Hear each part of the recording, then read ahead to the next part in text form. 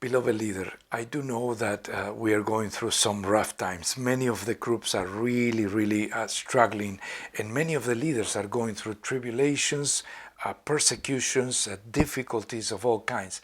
But take charge, receive faith. Faith is a gift. Faith is not something we really produce. It's given to us and we use it, okay? And I want to talk about faith to multiply your group and multiply your ministry. And in Deuteronomy 1:7, it says, break camp and advance. But it will be impossible for many of us to do this right now with the struggles we are going through. I tell you, this morning in my devotion, the first 60 minutes, because I put a clock there, a timer, the first 60 minutes were pure struggle to get in the presence of God, to leave the flesh to the side, the preoccupation, the sadness. I came with such a sadness, it was about to break me. I said, Lord, a little bit more sadness, I might end up at the hospital. I was afraid for my health. And yet, the Lord strengthened me, and after that hour, it was a time of victory, a time of faith, a time of vision. And so I encourage you.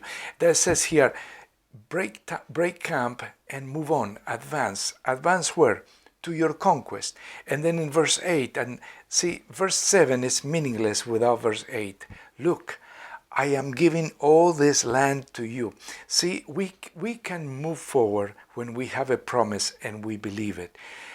I'm giving all this land to you. Go in and occupy it, for this is the land that the Lord swore to Abraham, Isaac and Jacob, and to all their descendants. So I know we have been going through these videos in the daily training, but I want to encourage your level of faith. When you see something that the Lord is requiring of you, like for instance, move on, multiply, grow in the midst of this difficult season, you will see that there's a need for faith in some kind of promise he made. There's something about all the main passages in the scripture. They cannot be implemented without faith. Faith is the key component to all the books of the Bible. And so when you come in faith, and you say, yes, the Lord has already given this to me. I'm a leader, I'm an apostle, I'm a servant of the Lord. I will not only survive, I will multiply this group. And I will go and occupy the land that the Lord gave me. Now your land might include 10 groups or 100 groups or maybe 1,000 groups. Maybe the Lord will give you a network that is so amazing, but you have to envision it. So close your eyes every now and then throughout the day. Close your eyes and begin to see your 10 groups completed and your personal group filled with people to capacity. And then close your eyes again and begin to see 100 groups in your network. And then once you gain more faith, begin to see 1,000 groups that comes from your group and your 10 leaders and so forth. When we develop this kind of faith, we are unstoppable.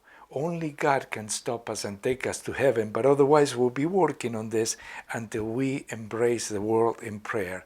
So remember, without faith, it's impossible to even please God.